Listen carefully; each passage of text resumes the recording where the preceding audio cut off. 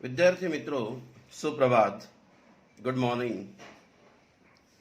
आज हम हमारे कक्षा 10वीं के मन इस पूरक पठन की ओर हम जाएंगे, उसकी चर्चा करेंगे।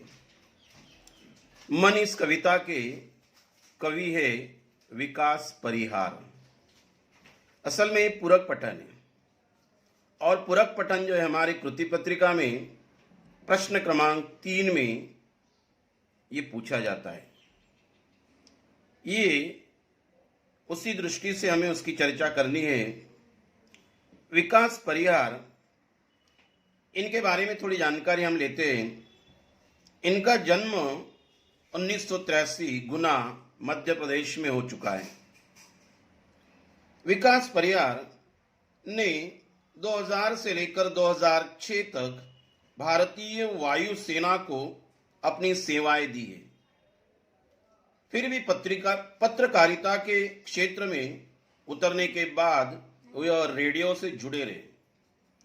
साहित्य में विशेष रुचि होने के कारण आप नाट्य गतिविधियों से भी जुड़े हुए हैं। असल में मन, ये जो हमारे सामने पूरक पठन दिया गया है, ये काव्य का प्रकार है। ये काव्य का प्रकार दुनिया की सबसे छोटी कविता, जिसे हम हाइकू कहते हैं, ये हाइकू ये दुनिया की सबसे छोटी कविता मानी जाती है। असल में इस कविता में कवि तीन तीन छोटी पंक्तियों में अलग अलग घटनाओं को सुंदर ढंग से चित्रित करते, पिरोते और प्रस्तुत कविता यह अपनी एक विशेषता प्रदान करते रहती है। असल में थोड़ा सा हाइकू के बारे में हम चर्चा करेंगे। वह चर्चा क्या है, आप उसकी ओर थोड़ा ध्यान दीजिए। असल में ये हाइकू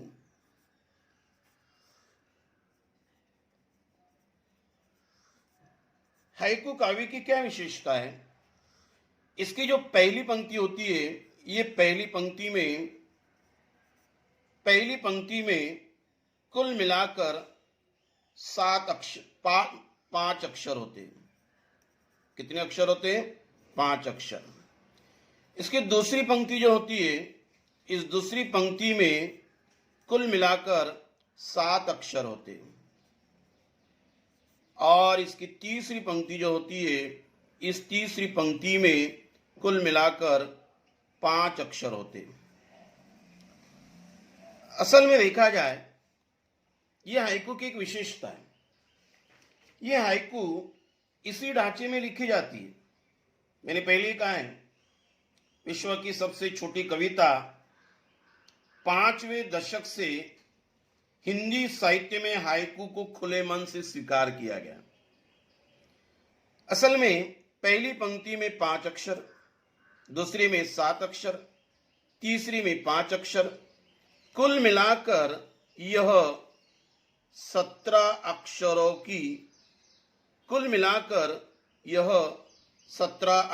की यह हाइकू कविता होती है। ये इन्होंने इसमें व्यक्त किया हुआ है। 17 अक्षर, पहले में 5, दूसरे में 7, तीसरे में 5, कुल मिलाकर 17 अक्षर। थोड़ा हाइकू के बारे में हम चर्चा करेंगे। हाइकू, असल में हाइकू मूल रूप से यह जापानी काव्य है। कौन सा काव्य है? जापानी काव्य है। मूल रूप से इसको कौन सा काव्य कहते हैं? जापानी काव्य कहते हैं। हाइकू का जन्म ही जापानी संस्कृति की परंपरा से हुआ। कौन सी संस्कृति? जापानी संस्कृति। कौन सी संस्कृति? जापानी जो संस्कृति है, उस संस्कृति से इसका जन्म हो चुका है। असल में जापानी संस्कृति की परंपरा इस हाइकू में दिखाई देती है। असल में देखा जाए, जापान बौद्ध धर्म चीनी जापानी परिवर्तन, जैन संप्रदाय, इसका लेखा जोखा इस हाइकू काव्य में दिखाई देता है। इनकी जो विचारधारा है बच्चों, ये विचारधारा, ये जापानी काव्य, जापान की जो विचारधारा है, ये विचारधारा ये जापानी काव्य में इसकी हमें झांकी झलक दिखाई देती है। हाइकू मतलब इसका एक दर्पण है, आईना है। और वैसे भी बच्चों पता है आपको, साहित्य जो होता है, ये साहित्य मतलब हमारे समाज का एक आईना होता है। हाइकू जो है, हाइकू काव्य को प्रतिष्ठा प्रदान करने वाले कौन है? वो प्रतिष्ठा प्रदान करने वाले, उनका नाम है, जिनका नाम है मात्सुओ। क्या नाम है उनका? मात्सुओ बाशो। मात्सुओ बाशो, इन्होंने इस हाइकू काव्य को प्रतिष्ठा दी है। इन्होंने हाइकू काव्य को प्रतिष्ठा प्रदान की है। उनका नाम है मात्सुओ बाशो। असल में वो वक्त था उनका ईस्वी सन 1644 से लेकर 1694 तक, ये उनका समय था। हाइकू मात्सुओ बाशो के हाथों में संवर कर 17वीं शताब्दी में, कौन से शताब्दी में? 17वीं शताब्दी। 17वीं शताब्दी में ये जीवन दर्शन से जुड़कर कविता की युग धारा में आई। असल में मात्सुओ बाशो, इन्होंने 17वीं जो शताब्दी है, इस 17वीं शताब्दी में जीवन से जुड़कर वो कविता के रूप में युग धारा में या कविता की युग धारा में वो हमारे सामने आई। मैंने पहले ही कहा है, इस कविता की विशेषता, बड़ी खासियत उसके अंदर दिखाई देती है। पहली पंक्ति जो है, इस पहली पंक्ति में 5 अक्षर, दूसरी पंक्ति में 7 अक्षर, तीसरी पंक्ति में 5 अक्षर, इस प्रकार की रचना इस काव्य की हमें दिखाई देती है। इसका उदाहरण हम देखेंगे। असल में हमारी जो मन कविता है बच्चों, देखिए, घना अंधेरा, चमकता प्रकाश और अधिक। घना 2, अंधेरा 3, मतलब 3 और 2 5। चमकता प्रकाश 1 2 3 4 5 6 7, और अधिक और 1 2 3 4 5, मतलब इसमें पहले आ चुके 5, दूसरे में आ चुके हैं मतलब 7, और तीसरे में आ चुके हैं 5।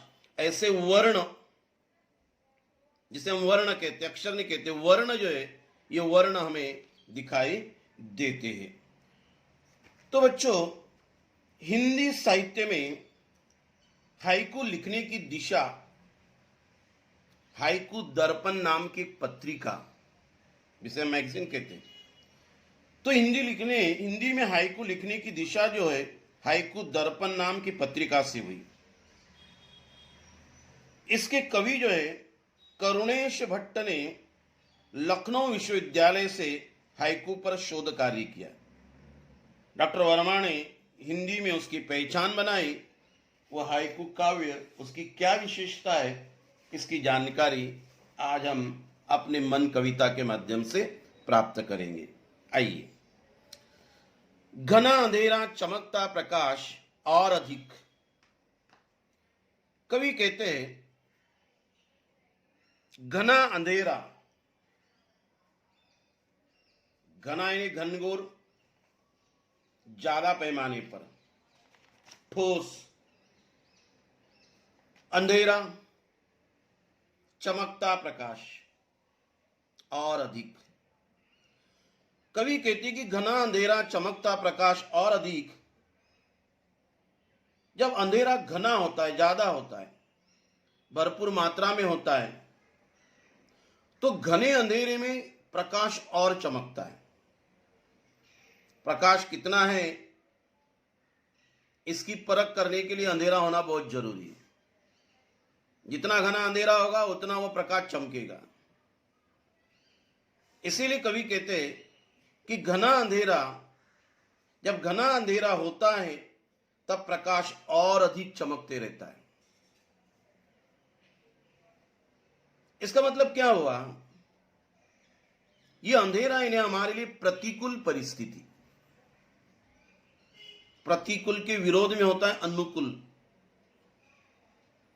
जब हमारे जीवन में प्रतिकूल परिस्थिति होती है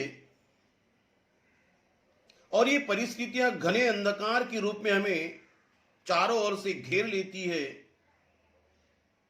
तब वही कहीं ना कहीं से एक चमकते प्रकाश की किरण और जल्दी फूट पड़ती है। बच्चों, जब तक हमारे जीवन में ये अंधेरा रूपी मुश्किल नहीं होगी, तब तक इन मुश्किलों से निकलने का जो प्रकाश की किरण है वह निर्माण नहीं होगी। इसलिए जीवन में संकट आते हैं तो रास्ते भी निकलते हैं।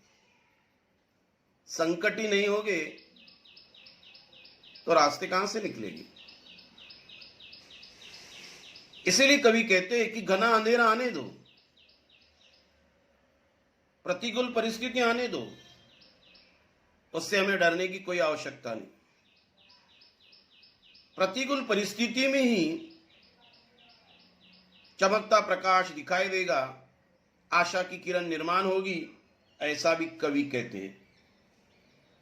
मतलब मनुष्य विपरीत परिस्थितियों से डरता है, उसे डरना नहीं चाहिए, बल्कि और उस घने अंधेरे का, विपरीत परिस्थितियों का डटकर वो मुकाबला करेगा तो अवश्य चमकते प्रकाश की किरण और अधिक दिखाई देगी और उस घने अंधेरे से वह अवश्य निकल जाएगा।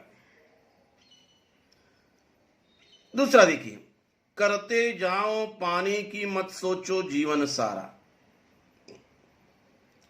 कवि कहते कि करते जाओ, पाने की मत सोचो। कुछ लोग होते हैं करने के पहले ही पाने की इच्छा रखते हैं। मैं अवश्य मानता हूं कोई भी काम करने के लिए, करने के पहले हमें सोचना चाहिए, लेकिन कुछ भी नहीं कर रहे और फल की अपेक्षा करते।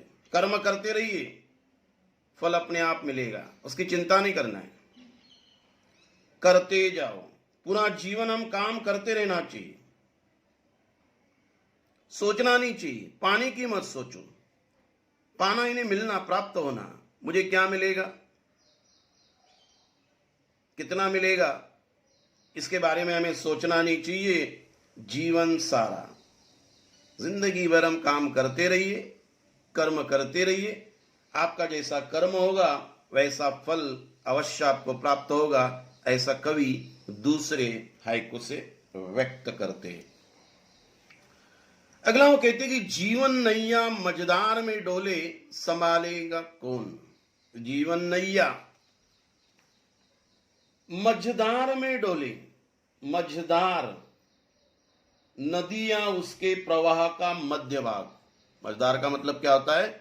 जो प्रवाह होता है उस प्रवाह का जो मध्य भाग होता है, मध्य भाग यानी मध्य हिस्सा, उसे कहते हैं मझधार। ये जो हमारी जीवन नैया है, जिंदगी रूपी नाव, कभी कहते हैं ये जिंदगी रूपी जो नाव है, हमारी नैया है, ये संसार रूपी सागर को पार करती है। और जब संसार रूपी सागर को वो पार करती है तो क्या वो डगमगा रही है? उसे कोई अन्य संभालने के लिए नहीं आएगा। हमें स्वयं संभालेगा कौन? हमें स्वयं, हमें खुद उसे पार लगाने के लिए प्रयास करना है।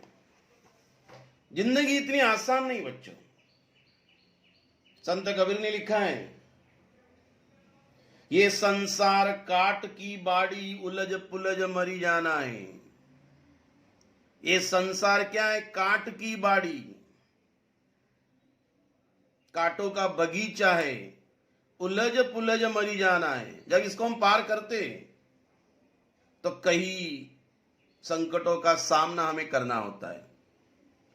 इसलिए कभी कहते कि जीवन नैया, जब हम जीवन जीते हैं, जन्म हमारी शुरुआत है, मृत्यु हमारा अंत है, इस जीवन रूपी नाव को जब हम इस भवसागर से पार करते हैं तो कई मजेदार में उससे संकटों का सामना करना पड़ता है। ये हमारी जिंदगी रूपी नैया वो डगमगाने लगती है। उस वक्त हमें कोई सहारा नहीं देता है। खुद की जिंदगी रूपी नाव को हमें संभालना होता है, कोई हमें मदद नहीं करता है। ऐसा कवि जो है वो तीसरे पद से व्यक्त करते। कवि कहते हैं आगे, रंग बिरंगे रंग संग लेकर आया फागुन। फागुन का महीना,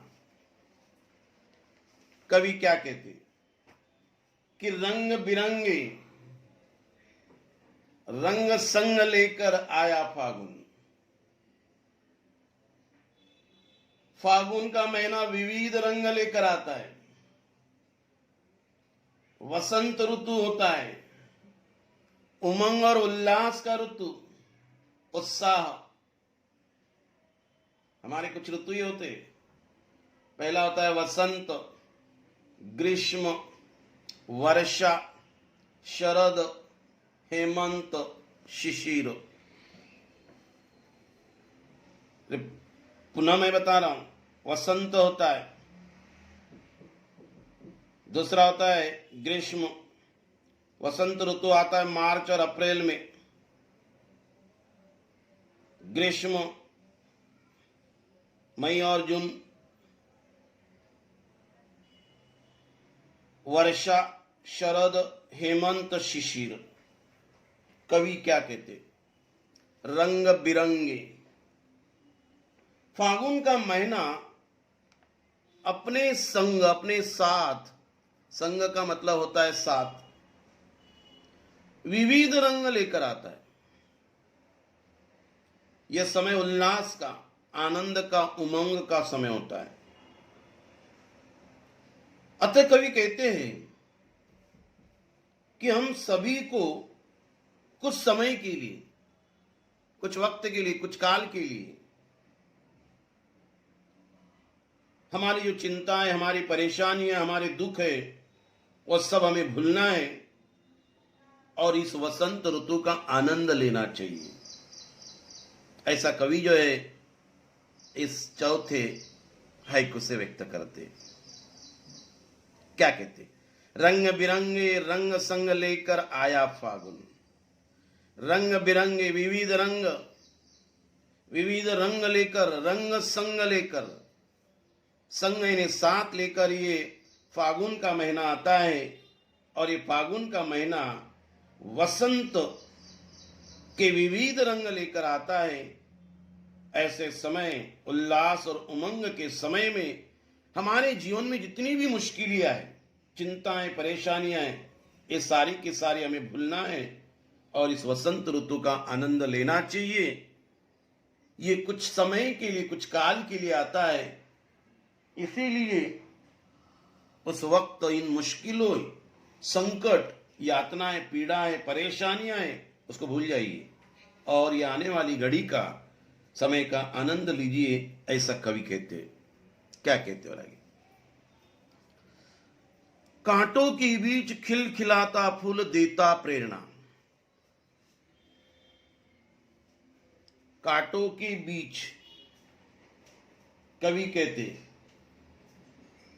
कांटे। अब यहां अर्थ लेना है संकट। गुलाब का फूल होता है, उसके नीचे कांटे होते। कांटों के बीच खिलखिलाता फूल देता प्रेरणा। हमें फूल प्रेरणा देता है। क्या प्रेरणा देता है? जिस तरह से मैं कांटों में रहने के बावजूद भी, जिस तरह से मैं कांटों में रहने के बावजूद भी खिलखिलाता हूं, चहकता हूं, तरोताजा रहता हूं, उसी तरह से हमें भी अपने जीवन में कितनी भी प्रतिकूल परिस्थिति क्यों ना आए, कितनी भी परेशानियां क्यों ना आए, कितने भी उस कांटों की तरह हमारे जीवन में संकट क्यों ना आए, उस फूल की तरह हमने खिलखिलाते रहना चाहिए। भाई, असली जीवन की सार्थकता तो संकटों में ही होती है। मुझे वो दो पंक्तियां याद आती है। फूल कांटों में खिला था, सेज पर मुरझा गया। फूल जो होता है झाड़ी में लगा रहता है, कांटों की बीच होता है, तेज धूप को सहता है, आंधी तूफान को सहता है, और कितनी परेशानी को सहता है। फिर भी वो झाड़ी में लगा रहने के बावजूद इतने सारे मुश्किलों को वो सहता है, फिर भी वो झाड़ी में लगा रहता है। खाली लगा ही नहीं रहता है, तरोताजा रहता है, प्रसन्न रहता है, चहकते रहता है, खुशबूदार होता है। लेकिन यही फूल कभी हम तोड़कर फूल कांटों में खिलाता, सेज पर मुरझा गया। सेज यानी बिस्तर। यही फूल कभी हम बिस्तर पर डाल दे, जहां आंधी तूफान नहीं, कांटे नहीं, मुश्किल ही नहीं, संकट नहीं, तेज धूप नहीं, हवा के झोंके नहीं, फिर भी वो मुरझा जाता है, क्योंकि उसके जीवन से संकट निकल कर चले जाते। इसीलिए कवि क्या कहते, अरे इंसान, जिस तरह से इस कांटों के बीच भी रहकर ये फूल खिलखिलाता है, मुस्कुराता है, चहकता है, तरोताजा रहता है, उसी प्रकार से हमें प्रेरणा दे रहा है कि इंसान, तुझे भी इस कांटे रूपी संकटों में, परेशानियों में घबराना नहीं चाहिए, बल्कि खिलखिलाकर प्रसन्नता से उसका सामना करना चाहिए, अपना काम करते रहना चाहिए। ऐसा प्रसंग इस हाइकू से वो व्यक्त करते। बड़ा सुंदर हाइकू है। संघर्षशील बनो। संघर्ष जो अड़ीग रहता अड़ा तूफान के बरसात में, टूट जाता वही तारा शरद की सुहावनी रात में। अड़ीगे, अटल है, बरसात होती है, तूफान, आंधी तूफान आता है, बादलों का घर्षण होता है, बिजलियां चमकती है, कड़कड़ाहट होता है, फिर भी इतने संकटों में आकाश से तारे टूटते नजर नहीं आते। वही तारे टूट जाते शरद की सुहावनी रात में। शरद की सुहावनी रात होती है, संकट नहीं है, ना बादलों का घर्षण है, ना बिजली का कड़कड़ाहट है, ना आंधी ना तूफान है, फिर भी तारे टूटते नजर आते, क्योंकि संघर्ष नहीं है।